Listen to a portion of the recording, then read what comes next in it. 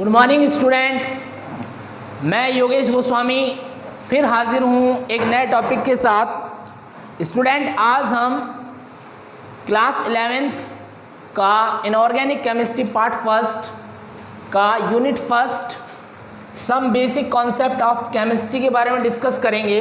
रसायन विज्ञान की मूलभूत अवधारणाएं, यूनिट फर्स्ट, पार्ट फर्स्ट। ठीक है स्टूडेंट, सबसे पहले स्टूडेंट, केमिस्ट्री या रसायन विज्ञान क्या होता है?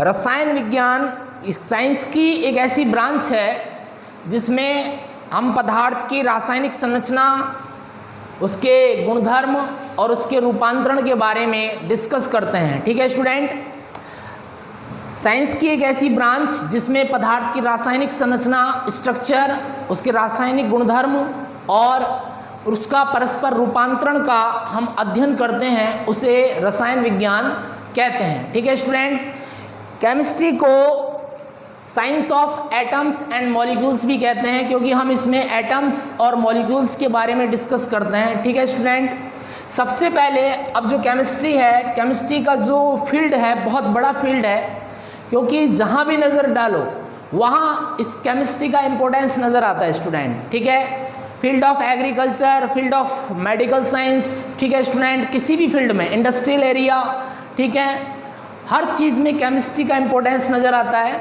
ठीक है, तो इसका बहुत बड़ा क्राइटेरिया है, वाइल्ड फील्ड है इसका। ठीक है, तो सबसे पहले हम केमिस्ट्री में जो पॉइंट है, जो टॉपिक है, उसमें सबसे पहले आता है रसायन में मापन। उसके बारे में डिस्कस करते हैं, रसायन में मापन। स्टूडेंट, रसायन में जो मापन है उसमें हम भौतिक राशि के बारे में पढ़ते हैं, फिजिकल क्वांटिटी, भौतिक राशि। भौतिक राशि क्या होती है स्टूडेंट? ऐसी राशियां जिनको तोला जा सके या मापा जा सके उन्हें भौतिक राशियां कहते हैं। ठीक है student, the quantity which can be measured और can be weighted is called physical quantity. इन्हें दो भागों में डिवाइड किया है, एक होती है फंडामेंटल और एक होती है ड्राइव्ड। मूलभूत भौतिक राशि, मूल भौतिक राशि, मूल राशि कह सकते हैं इसे, और दूसरा होता है व्युत्पन्न भौतिक राशि। ठीक है स्टूडेंट, मूल भौतिक राशि क्या होता है? ऐसी राशियां होती हैं जो किसी दूसरी भौतिक राशि पर डिपेंड नहीं करती या इनके मात्रक जो होते हैं स्वयं पर निर्भर होते हैं, किसी दूसरी भौतिक राशि पर डिपेंड नहीं करते, उन्हें मूल भौतिक राशियां कहते हैं। जैसे द्रव्यमान, समय, लंबाई, ये मूल भौतिक राशियां होती हैं। इनके द्रव्यमान स्वयं पर निर्भर करते हैं, इनके मात्रक स्वयं पर निर्भर करते हैं, अन्य किसी राशि पर डिपेंड नहीं करते। ठीक है स्टूडेंट, उसके बाद होती है व्युत्पन्न भौतिक राशि। जैसे ये है, मूल भौतिक राशियों में 7 राशियों को रखा गया है, द्रव्यमान, समय, लंबाई, तापमान, विद्युत धारा, पदार्थ की मात्रा और प्रकाशीय तीव्रता। ये 7 मूल भौतिक राशियां हैं और इनके मात्रक किसी अन्य मात्रकों पर निर्भर नहीं करते, इसलिए इन्हें फंडामेंटल्स फिजिकल क्वांटिटी कहते हैं। ठीक है स्टूडेंट, उसके बाद आता है व्युत्पन्न भौतिक राशियां। ऐसी भौतिक राशियां जिनके मात्रक मूल भौतिक राशियों से निकाले जाते हैं उन्हें व्युत्पन्न या ड्राइव्ड फिजिकल क्वांटिटी कहते हैं। ये मूल भौतिक राशियों पर डिपेंड करते हैं। ठीक है, और इनके मात्रक मूल भौतिक राशियों से ही परिकलित किए जाते हैं। जैसे कि घनत्व है, घनत्व का सूत्र होता है स्टूडेंट मास अपॉन वॉल्यूम, द्रव्यमान बटे में आयतन। ठीक है, तो द्रव्यमान जो है वो एक मूल भौतिक राशि है और आयतन जो होता है इसका फॉर्मूला होता है, जैसे द्रव्यमान की जगह हम मास और आयतन लंबाई गुणा में चौड़ाई गुणा में ऊंचाई ऐसे लिखें तो ये हो जाएगा L³ आयतन। लंबाई की भी मात्रक वही है, दूरी मीटर में या घन मीटर में व्यक्त करेंगे इसको, तो लंबाई गुणा लंबाई गुणा लंबाई, ये आयतन का ही यूनिट है। तो घनत्व एक व्युत्पन्न भौतिक राशि है क्योंकि इसका मात्रक मूल भौतिक राशि पर डिपेंड करता है। ठीक है स्टूडेंट, उसके बाद चाल है, त्वरण है, चाल बराबर होती है दूरी बटे समय। दूरी जो है वो लंबाई का मात्रक है, समय का मात्रक सेकंड हो जाएगा। तो ये भी एक क्या है, व्युत्पन्न भौतिक राशि है। त्वरण जो है, त्वरण होता है वेग में परिवर्तन की दर, यानी वेग बटे समय। तो वेग जो है वो निकल जाएगा दूरी बटे समय से। वेग का मात्रक होता है मीटर पर सेकंड और समय का हो जाएगा सेकंड, तो सेकंड स्क्वायर।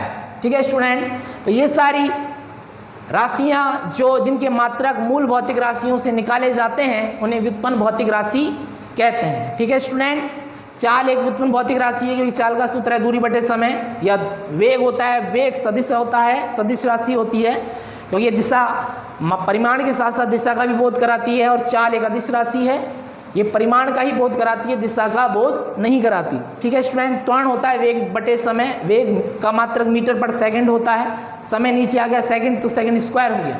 ठीक है स्टूडेंट, आगे चलते हैं। एसआई पद्धति, स्टैंडर्ड इंटरनेशनल सिस्टम, एसआई पद्धति क्या होता है स्टूडेंट? भिन्न भिन्न देशों में मापन की एसआई पद्धति अंतरराष्ट्रीय मानक पद्धति। स्टूडेंट क्या था कि पहले भिन्न भिन्न देशों में मापन की अलग अलग पद्धतियां विकसित थीं। जैसे ब्रिटेन में मापन की कुछ अलग थी, भारत में हमारे मापन को अलग तरीके से किया जाता था। जैसे ब्रिटेन में पाउंड चलता था, द्रव्यमान को पाउंड में नापा जाता था। हमारे भारत में किलो या सेर से नापते हैं द्रव्यमान को। तो अलग अलग देशों में मापन की अलग अलग पद्धतियां विकसित थीं, तो मापन करने में बड़ी दिक्कत आती थी। ठीक है स्टूडेंट, वहाँ का कोई व्यक्ति यहाँ जाए या यहाँ का कोई व्यक्ति वहाँ चला जाए तो बड़ी कठिनाइयों का सामना करना पड़ता था, मुश्किलें होती थीं। तो इस समस्या का निराकरण करने के लिए जो इंटरनेशनल लेवल के जो साइंटिस्ट हैं उन्होंने एक पद्धति का विकास किया जिसे मानक अंतर्राष्ट्रीय पद्धति या एसआई यूनिट कहते हैं। ठीक है, मापन में उत्पन्न समस्या का समाधान करने के लिए जो अलग अलग देशों में मापन की अलग अलग पद्धतियां विकसित थी, तो कठिनाई का ये जो समस्या थी उसका निराकरण करने के लिए इंटरनेशनल लेवल के जो साइंटिस्ट थे उन्होंने एक पद्धति का विकास किया जिसे एसआई यूनिट, एसआई सिस्टम कहते हैं। ठीक है स्टूडेंट, इसमें 7 मूल भौतिक राशियों को लिखा गया है, रखा गया है और उनके मात्रक हैं जिन्हें मूल मात्रक कहते हैं। कौन कौन से हैं जो हमने आपको बताए थे? जैसे द्रव्यमान है, तो द्रव्यमान का मात्रक हर देश में किलोग्राम रखा गया है। समय है, तो समय का मात्रक हर देश में सेकंड है। ठीक है स्टूडेंट, और लंबाई, तो लंबाई का मात्रक हर देश में मीटर है। उसके बाद तापमान का जो मात्रक है वो केल्विन है। ठीक है स्टूडेंट, पदार्थ की मात्रा का जो मात्रक है इसके बारे में हम एक्सप्लेनली डिस्कस करेंगे। पदार्थ की मात्रा का जो मात्रक है वो मोल है। उसके बाद विद्युत धारा का जो मात्रक है वो एम्पियर है। उसके बाद जो प्रकाशीय तीव्रता है, प्रकाशीय तीव्रता का जो मात्रक है वो कैंडेला है, कैंडेला। ठीक है स्टूडेंट, तो ये 7 मूल भौतिक राशियों को रखा गया है, इनके मात्रक फिक्स हैं जो हर देश में मान्यता प्राप्त करते हैं। ये मात्रक हर देश में इन मूल भौतिक राशियों के जो मात्रक हैं इनको हर देश में मान्यता प्राप्त है। ठीक है स्टूडेंट, तो ये ऐसा यूनिट है। उसके बाद हम पढ़ते हैं परिशुद्धता और यथार्थता। यथार्थता और परिशुद्धता, परिशुद्धता प्रिसीजन, यथार्थता एक्यूरेसी। क्या होती है स्टूडेंट परिशुद्धता और यथार्थता? परिशुद्धता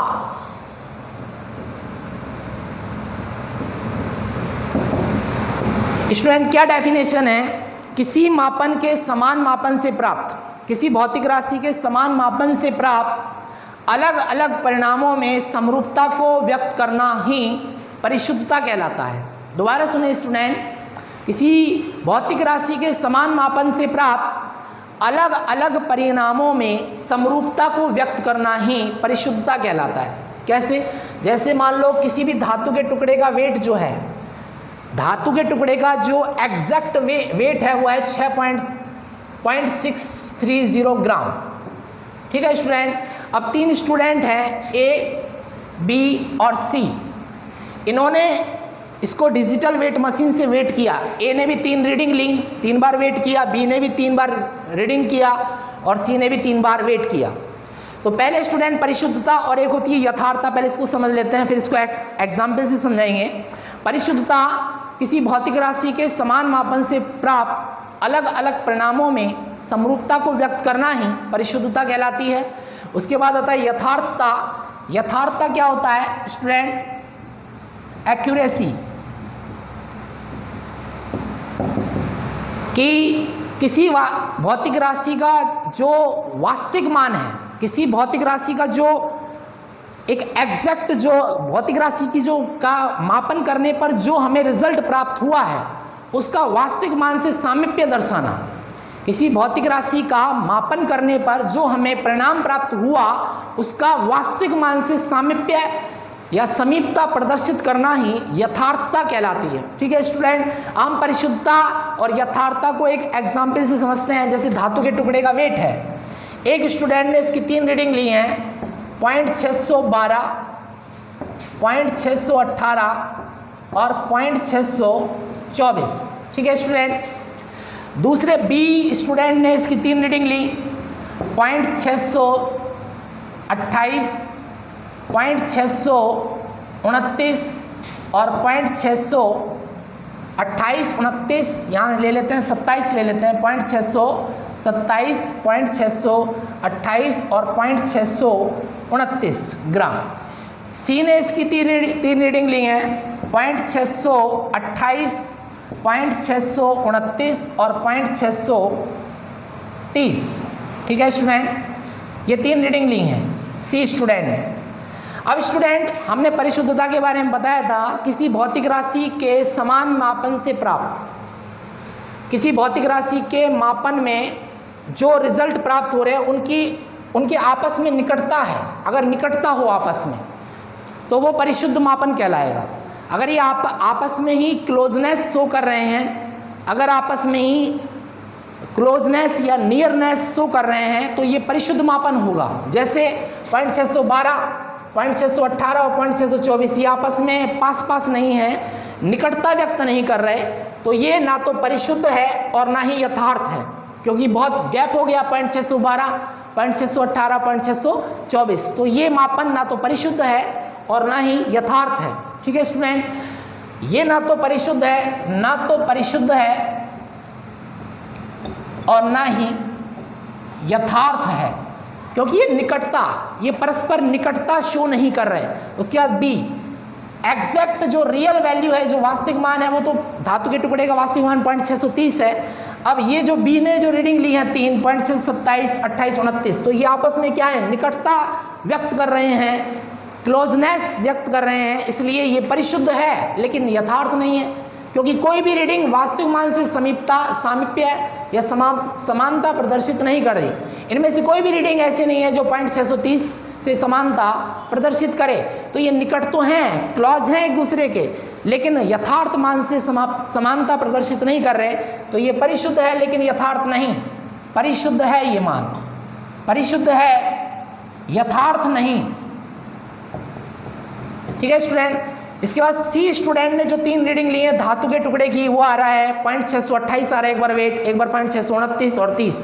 अब ये पास पास भी हैं और एक रीडिंग आ रही है बिल्कुल वास्तविक मान के बराबर, तो ये परिशुद्ध भी है और यथार्थ भी है। ये जो रीडिंग आ रही है ये परिशुद्ध भी है और यथार्थ भी है। ठीक है स्टूडेंट।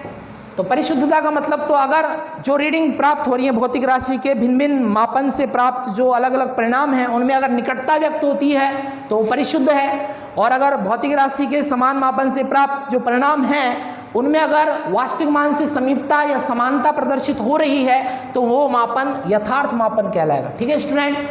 हम बात करते हैं सार्थक अंकों की, सिग्निफिकेंट फिगर्स, सार्थक अंक। ठीक है स्टूडेंट। सार्थक अंक क्या होते हैं? Significant figures. स्टूडेंट जब किसी भौतिक राशि का मापन शुद्ध रूप से व्यक्त किया जाता है, हम सार्थक अंक की बात कर रहे हैं, सिग्निफिकेंट फिगर्स, जब किसी भौतिक राशि का मापन शुद्ध रूप से व्यक्त किया जाता है तो उसमें अर्थपूर्ण अंकों की संख्या को ही सार्थक अंक कहते हैं। दोबारा सुने student, significant figures, significant figures,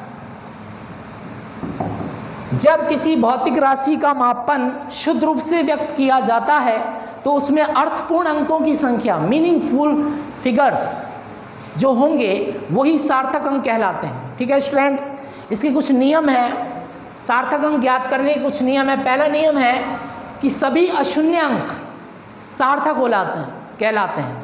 all non zero figures are called significant figure.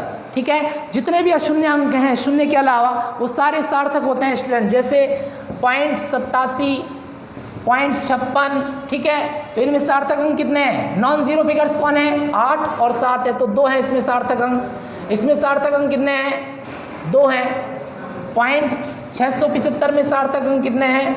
3 हैं। तो जितने भी नॉन फिगर्स हैं, जितने भी नॉन जीरो फिगर्स हैं वो सारे सार्थक अंक कहलाते हैं। ये पहला नियम है। दूसरा है, 2 अशून्य अंकों के मध्य आने वाले शून्य भी सार्थक कहलाते हैं। ठीक है स्टूडेंट, 2 अशून्य अंकों के मध्य आने वाले शून्य भी सार्थक कहलाते हैं। जैसे 2 है, इसके बीच आने वाले ये 0 भी, ये अशून्य अंक हैं 2 और ये 6, ये अशून्य अंक हैं, तो इनके मध्य आने वाले जो 0 हैं वो भी क्या होंगे? सार्थक होंगे। ठीक है, तो ये कुल टोटल सार्थक अंक कितने हो गए? 1 2 3 4 5 6 सार्थक होंगे 6। जैसे 236 23004, तो 2 अशून्य अंक के मध्य आने वाले ये वाले शून्य भी क्या होंगे? सार्थक होंगे। तो सार्थक अंक कितने हो जाएंगे? 5 हो जाएंगे। ठीक है स्टूडेंट, ये दूसरा नियम था। तीसरे नियम की बात करें कि यदि संख्या का मान 1 से कम हो, यदि संख्या का मान क्या हो स्टूडेंट? 1 से कम हो, तो दशमलव के तो दाईं ओर और अशून्य अंक के बाईं ओर के जितने भी शून्य होते हैं वो सार्थक नहीं कहलाते। जैसे एक एग्जाम्पल है 0.0007। अब इसका मान 1 से कम है, इस फिगर का मान 1 से कम है, तो दशमलव के डेसिमल पॉइंट के दाईं ओर और नॉन जीरो के लेफ्ट में जो शून्य हैं वो सार्थक नहीं होंगे। ठीक है स्टूडेंट, तो यहाँ ये वाले शून्य सार्थक नहीं होंगे, सार्थक अंक केवल 7 होगा, एक ही सार्थक होगा। ठीक है स्टूडेंट, जैसे 0.0008, तो इसमें ये वाले दशमलव के राइट में और अशून्य अंक के लेफ्ट में ये वाले शून्य सार्थक नहीं होंगे, इसलिए सार्थक अंक केवल 8 होगा, सार्थक अंकों की संख्या 1 ही होगी। ठीक है स्टूडेंट, तब जब संख्या का मान 1 से कम हो तो 0.007 1 से कम है। ठीक है स्टूडेंट, उसके बाद चौथा नियम है, यदि संख्या का मान 1 से कम हो तो अंतिम अशून्य अंक के बाद आने वाले सभी शून्य सार्थक होते हैं। ये वाले शून्य नहीं, डेसिमल पॉइंट के राइट में या नॉन जीरो के लेफ्ट में ये वाले शून्य सार्थक नहीं होंगे, लेकिन अंतिम अशून्य अंक के बाद जो शून्य आएंगे वो सार्थक होंगे। जैसे 0.007000, तो अंतिम अशून्य अंक 7 है, तो इसके बाद ये वाले जो 0 है ये सार्थक होंगे, तो इसमें सार्थक अंक ये वाले भी 0 सार्थक कहलाएंगे। तो 7 तो है ही, तो अब कुल टोटल 3 और 0 तो 4 सार्थक होंगे। ऐसे ही 0.007800, संख्या का मान 1 से कम है, 0.0078 1 से कम है, तो अंतिम अशून्य अंक के बाद आने वाले शून्य भी सार्थक होंगे। 7 और 8 तो सार्थक हैं ही, टोटल हो गए सार्थक अंक 4। ठीक है स्टूडेंट, ये सार्थक अंक का चौथा नियम हो गया। हम पांचवा नियम की बात करते हैं। यदि संख्या का मान 1 या 1 से अधिक हो, यदि संख्या का मान 1 या 1 से अधिक हो तो अंतिम अशून्य अंक के बाद आने वाले शून्य सार्थक नहीं होंगे। 1 से कम हो तो अंतिम अशून्य अंक के बाद आने वाले शून्य भी सार्थक होंगे, लेकिन यदि 1 या 1 से ज्यादा हो, जैसे 1000 है तो अंतिम अशून्य अंक 1 है, इसके बाद आने वाले ये वाले शून्य सार्थक नहीं होंगे, केवल यही होगा। ठीक है स्टूडेंट, जैसे 236 है, संख्या का मान 236 1 से ज्यादा हो गया तो अंतिम अशून्य अंक 6 है, तो इसके बाद ये वाले शून्य सार्थक नहीं होंगे, केवल यही होंगे, तो सार्थक अंक 3 होगा। ठीक है स्टूडेंट, उसके बाद हम बात करें, यदि संख्या का मान 1 या 1 से ज्यादा हो लेकिन उसको किसी मात्रक द्वारा रिप्रेजेंट किया गया हो, किसी मात्रक द्वारा रिप्रेजेंट किया गया, जैसे 1000 किलोग्राम, तो अंतिम शून्य अंक के बाद आने वाले शून्य भी सार्थक होंगे, क्योंकि इसको मात्रक में व्यक्त कर दिया गया तो अब यहाँ पर 4 हो जाएगा। अगर ये मात्रक नहीं होता तो केवल एक ही सार्थक होता, एक ही होता, ये 0 नहीं होते। लेकिन क्योंकि इसको मात्रक में व्यक्त किया है तो टोटल सिग्निफिकेंट फिगर्स 4 होंगे। जैसे ये है मीटर, तो अंतिम शून्य अंक के बाद ये आने वाले शून्य भी सार्थक होंगे, क्योंकि इसको मात्रक में व्यक्त किया गया है। तो कुल टोटल 5 सार्थक होंगे, 3 तो 0 और 2 ये अंक, सार्थक अंक 5 होंगे। ठीक है स्टूडेंट। दूसरा जो छठा नियम है वो ये है कि 10 की घातों को सार्थक अंकों में नहीं गिना जाता है। जैसे ये है 5.6 गुणा 10 की घात 7, तो 10 की घात, ये जो 10 की घातें हैं उनको सार्थक अंक में गिना नहीं जाता, तो सार्थक अंक केवल 5.6 यही होगा। 7.83 गुणा 10 की घात 22, तो 10 की घातों को सार्थक अंकों में गिना नहीं जाता, केवल सार्थक अंक 3 ही होगा। ठीक है स्टूडेंट। उसके बाद दशमलव की स्थिति परिवर्तित करने से सार्थक अंक में कोई चेंज नहीं आता। अगर आप दशमलव की स्थिति चेंज कर दो तो सार्थक अंक में कोई बदलाव नहीं आएगा। जैसे 2.28 है तो सार्थक अंक 3 ही है, और दशमलव का स्थान बदल दो 22.8 कर दो तब भी सार्थक अंक कितने रहेंगे? 3 रहेंगे। अर्थात दशमलव की स्थिति चेंज करने पर सार्थक अंक में कोई बदलाव नहीं आता है। ठीक है स्टूडेंट। हम बात करते हैं निकटतम संख्याओं के मान प्राप्त करना, सार्थक अंकों का जोड़ना, घटाना, गुणा और भाग करना। ठीक है स्टूडेंट। सार्थक अंकों का जोड़ना, घटाना, गुणा और भाग करना क्या होता है स्टूडेंट? कि जैसे हम जोड़ने और घटाने की बात करें, एडिशन और सब्सट्रैक्शन ऑफ सिग्निफिकेंट फिगर्स, जोड़ना और घटाना,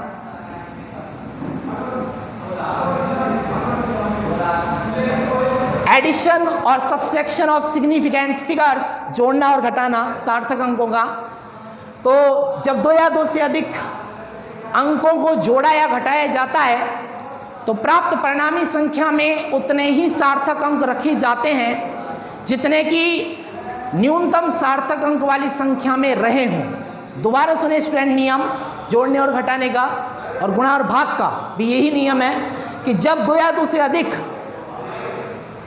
फिगर्स जोड़े या घटाए जाते हैं या गुणा या भाग किए जाते हैं तो प्राप्त परिणामी संख्या में उतने ही सार्थक अंक रखे जाते हैं जितने कि न्यूनतम सार्थक अंक वाली संख्या में रखे गए हों। जैसे हम एग्जाम्पल ले लेते हैं, जैसे 0.92 प्लस में 1.8 प्लस में 16.914, इनको जोड़ना है स्टूडेंट।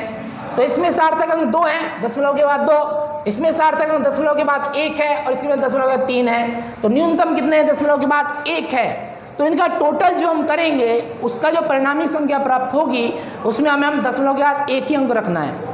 संख्याओं को जोड़ने या घटाने पर जो परिणामी संख्या प्राप्त होती है उसमें सार्थक अंक उतने ही रखे जाते हैं जितने कि न्यूनतम सार्थक अंक वाली संख्या में रखे गए हों। ठीक है स्टूडेंट। इसको जोड़ते हैं 0.92 और 1.8, 16.914, इसको जोड़ते हैं 4, 3, 9, 9, 18 और 6, 18 और 8 हुए 26, 2 हासिल, तो ये हो जाएगा 9, तो 19.6 आ रहा है। इसमें पॉइंट के बाद 1 है न्यूनतम, कम से कम न्यूनतम सार्थक अंक ये है, इसमें पॉइंट के बाद 1 अंक आ रहा है, 8 आ रहा है, तो इसमें पॉइंट के बाद 1 रखना है। तो इसको हम ऐसे व्यक्त करेंगे 19.6। जितना न्यूनतम होगा तो परिणामी संख्या में भी उतना ही हमें मान रखना है। ठीक है स्टूडेंट। उसके बाद घटाने की बात करें तो जैसे 22 पॉइंट या 23.4730 और -12.11। अब इसमें दशमलव के बाद 2 है और यहाँ दशमलव के बाद 4 है, तो हमें जो रिजल्टेंट फिगर्स प्राप्त होगा उसमें हमें दशमलव के बाद 2 रखने हैं। ठीक है स्टूडेंट। यहाँ 0 घटाना है हमें, तो यहाँ 0, 3, 7 में से 1 गई 6, 4 में से 1 गई तो 3 दशमलव, 3 में से 2 गया 1, 2 में से 1 गया 1, तो 11.36। यहाँ पॉइंट के बाद 2 अंक हैं तो यहाँ पॉइंट के बाद 2 ही रखेंगे, तो इसको हम ऐसे लिखेंगे 11.36। ठीक है स्टूडेंट। संख्या को जोड़ने या घटाने पर परिणामी संख्या में उतने ही सार्थक अंक रखे जाते हैं जितने कि न्यूनतम सार्थक अंक वाली संख्या में रखे गए हों। ठीक है स्टूडेंट। हम बात करते हैं उसके बाद गुणा या भाग की। जोड़ने या घटाने में भी जो होता है वही नियम है, वही नियम गुणा और भाग में लगता है। गुणा या भाग करने पर परिणामी संख्या में उतने ही सार्थक अंक रखे जाते हैं। गुणा में भाग करना, जितने की न्यूनतम सार्थक अंक वाली संख्या में रखे गए हों, ठीक है। जैसे है 0.02406 बटे में 0.0446, तो भाग करने पर ये मान जो आता है ये आता है 0.53946। स्टूडेंट इसमें कितने सार्थक अंक हैं? 3 है। इसमें कितने हैं? 4 है। तो 3 कम है तो इसमें हमें 3 ही रखने हैं परिणामी संख्या में, तो ये आ जाएगा 0.539। ठीक है स्टूडेंट, ये जो फिगर्स आया है तो हमें उतने ही सार्थक अंक रखने हैं जितने की न्यूनतम सार्थक अंक वाली संख्या में रखे गए हों। ऐसे ही जैसे गुणा करें 142.08 गुणा में 0.46, तो इसमें कितने हैं? 2 हैं। इसमें कितने हैं? 5 है। तो हमें परिणामी संख्या में उतने ही सार्थक अंक रखने हैं जितने की मिनिमम हो। तो यहाँ पर आ जाएगा 65.35, ये इसका कैलकुलेशन करने पे आएगा। तो इसमें 2 है सार्थक अंक, इसमें 5 है, तो परिणामी संख्या में कितने रखने हैं स्टूडेंट? हमें 2 रखने हैं, न्यूनतम रखने हैं, 65 ही रखना है। ठीक है स्टूडेंट, जोड़ना, घटाना, गुणा और भाग करने पर परिणामी संख्या में उतने ही सार्थक अंक रखे जाते हैं जितने की न्यूनतम सार्थक अंक वाली संख्या में रखे गए हों। ठीक है स्टूडेंट, हम बात करते हैं राउंडिंग फिगर या निकटतम संख्याओं के मान प्राप्त करना। कुछ नियम है निकटतम संख्याओं के मान प्राप्त करना। निकटतम संख्याओं के मान प्राप्त करना स्टूडेंट, कुछ नियम है कि हमें कितने स्थान तक, दशमलव के कितने स्थान तक मान रखना है, तो उससे संबंधित कुछ नियम है। निकटतम संख्याओं के मान प्राप्त करना, निकटतम संख्याओं के मान प्राप्त करना।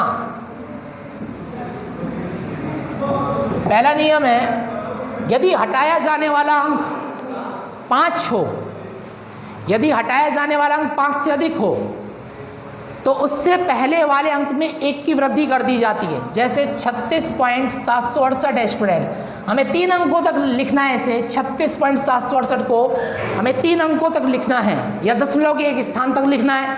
तो हटाया जाने वाला अंक कौन सा होगा? क्योंकि हमें दशमलव के एक स्थान तक रखना है, दशमलव के एक स्थान तक रखना है, तो 6 को हटाएंगे। और हटाया जाने वाला अंक 5 से अधिक है तो उससे पहले वाले अंक में हमें 1 की वृद्धि करनी है, यानी 36.8, हमें साथ में 1 जोड़ देना है। यदि हटाया जाने वाला अंक 5 से ज़्यादा हो तो उससे पहले वाले अंक में हमें 1 की वृद्धि कर देनी है। ठीक है स्टूडेंट, दूसरा आता है, यदि हटाया जाने वाला अंक 5 से कम हो, ये तो 5 से ज़्यादा था 6, यदि हटाया जाने वाला अंक 5 से कम हो तो उससे पहले वाले अंक में नो चेंज, कोई परिवर्तन नहीं करेंगे। हटाया जाने वाला अंक 5 से कम है तो यहाँ पर इससे पहले वाले हमें दशमलव के एक स्थान तक रखना है, तो इसमें कोई चेंज नहीं करेंगे। यदि हटाया जाने वाला अंक 5 से कम है तो उससे पहले कोई भी चेंज नहीं करेंगे, ना तो वृद्धि ना ही कमी करेंगे। ठीक है स्टूडेंट, ये दूसरा नियम था। तीसरा है, यदि हटाया जाने वाला अंक 5 हो और उससे पहले कोई विषम संख्या हो तो हम 1 की वृद्धि कर देंगे। जैसे हमारे पास है 28.35, हमें दशमलव के एक स्थान तक लिखना है इसे। यदि हटाया जाने वाला अंक 5 है, इसको तो हटाना है, और इससे पहले कोई विषम संख्या है, 3 एक विषम संख्या है, तो इसमें 1 की वृद्धि कर देंगे। दशमलव के एक स्थान तक लिखना है तो 28.4 लिखेंगे इसको। ठीक है स्टूडेंट, 5 से पहले कोई विषम संख्या है तो उसमें 1 की वृद्धि कर देंगे। उसके बाद नियम 4, यदि हटाया जाने वाला अंक 5 है और उससे पहले कोई सम संख्या है तो उसमें नो चेंज, कोई परिवर्तन नहीं करेंगे स्टूडेंट। जैसे 19.45 है, हटाया जाने, दशमलव के एक स्थान तक लिखना है इसे, और हटाया जाने वाला अंक 5 है और उससे पहले कोई सम संख्या है, सम संख्या है तो उसमें नो चेंज 19.4 ही लिखा जाएगा। इसे कहते हैं निकटतम संख्याओं के मान प्राप्त करना। To obtain rounding figures, to obtain rounding figures. ठीक है स्टूडेंट, कितने दशमलव के कितने स्थानों तक रखने हैं? यदि हटाया जाने वाला अंक 5 से ज़्यादा है तो उससे पहले वाले अंक में 1 की वृद्धि। यदि हटाया जाने वाला अंक 5 से कम है तो नो चेंज। यदि हटाया जाने वाला अंक 5 है और उससे पहले विषम संख्या है तो 1 की वृद्धि कर देंगे, और हटाया जाने वाला अंक 5 है और उससे पहले कोई सम संख्या है तो नो चेंज, कोई परिवर्तन नहीं होगा। ठीक है स्टूडेंट, ठीक है स्टूडेंट, आज की वीडियो हमारी यहीं समाप्त होती है। आशा करता हूँ जो बातें समझाई हैं समझ में आई होंगी। और अधिक जानकारी के लिए मेरे channel chemistry line with Yogesh Goswami को सब्सक्राइब कीजिए, बेल आइकन को दबाइए ताकि मैं जो भी नया वीडियो डालूं उसका नोटिफिकेशन आपको तुरंत प्राप्त हो जाए। ज़्यादा से ज़्यादा शेयर कीजिए ताकि ज़्यादा से ज़्यादा स्टूडेंट लाभान्वित हो सकें। और शेयर कीजिए, कमेंट कीजिए कि आपको ये वीडियो कैसा लगा। Thank you so much student.